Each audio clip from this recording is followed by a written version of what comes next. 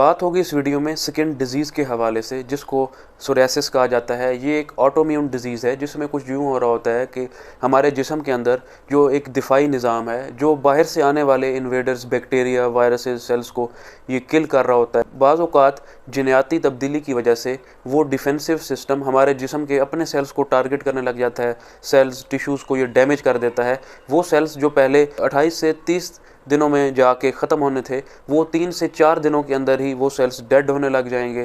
पहले तो सेल्स की ग्रोथ ज़्यादा होगी और साथ ही 3 से 4 दिन के अंदर वो सेल्स किल होके गिरना शुरू कर देंगे, जिसके नतीजे में स्किन ज़ाहिरी तौर पे ज़्यादा रेड हो जाएगी, सुर्ख हो जाएगी, सोजिश ज़्यादा हो जाएगी और स्किन स्केली होने लग जाएगी, ड्राई होने लग जाएगी, जिल्द के छिलके बन के उतरने लग जाएंगे, फ्लैक्स बनेंगे। तो ये सारे प्रॉब्लम्स इसी वजह से ही हो रहे होता कुछ यूँ है, टी हेल्पर 17 सेल्स जो कि ज़्यादा एक्टिव हो चुके होते हैं, जिस्म के अपने सेल्स को वो डैमेज कर रहे होते हैं। और ऑन दी अदर हैंड इसको रेगुलेट करने के लिए टी रेगुलेटरी सिस्टम, जिसको ज़्यादा एक्टिव होना चाहिए था इस टाइम पे, उसकी एक्टिविटी कम हो जाएगी, वो अपना काम सही से सरअंजाम नहीं दे पा रहा होगा।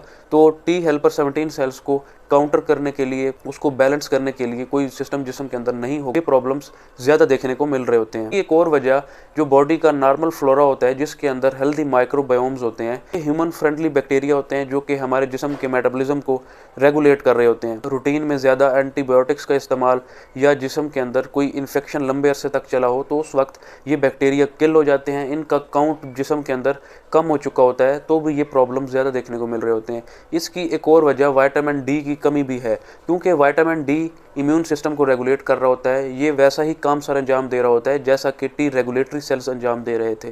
तो जब जिस्म के अंदर इसकी कमी होगी तो भी टी हेल्पर 17 सेल्स ज़्यादा हाइपर एक्टिव हो चुका होगा। विटामिन डी की कमी ज़्यादातर सर्दियों के अंदर देखने को मिलती है, तो ये सोरियासिस जैसे प्रॉब्लम्स भी सर्दियों के अंदर ज़्यादा मसाइल क्रिएट कर रहे होते हैं, क्योंकि सन एक्सपोजर पेशेंट का लिमिटेड हो चुका होता है या कुछ ऐसी बदपरहेजियों की वजह से जिसमें विटामिन डी और कैल्शियम की कमी जिस्म के अंदर हो चुकी होती है। अगर बात की जाए इसकी ट्रीटमेंट के हवाले से, तो फर्स्ट नंबर पे आ जाता है प्रेडनिसोन।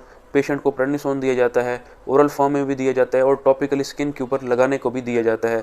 इस कंडीशन में पेशेंट की जो स्किन होती है, जो जिल्द होती है, वो ड्राई हो रही होती है, तो लोकली इमोलिएंट्स वगैरह, उसके अलावा मॉइस्चराइजर्स भी पेशेंट को रिकमेंड किए जाते हैं ताकि वो स्किन को ड्राई होने से प्रिवेंट करे। कॉड लिवर ऑयल ये एक और हेल्दी सोर्स है विटामिन ई, विटामिन डी और ओमेगा 3 फैटी एसिड्स का, तो ये भी पेशेंट को इन कंडीशन में शुरू करवा दिया जाता है।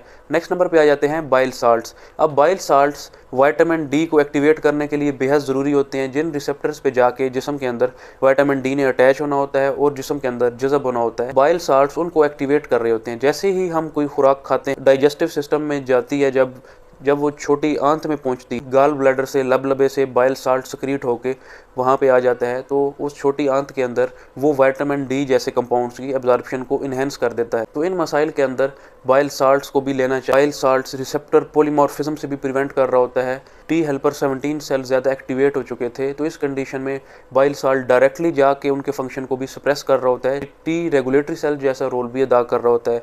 इस कंडीशन में आपको ग्लूटेन फ्री डाइट यूज़ करनी चाहिए। इस कंडीशन में ग्लूटेन सेंसिटिविटी भी ज़्यादा होने का खदशा होता है, जिसमें सीलिएक डिजीज़ जैसे प्रॉब्लम्स का रिस्क बढ़ चुका होता है।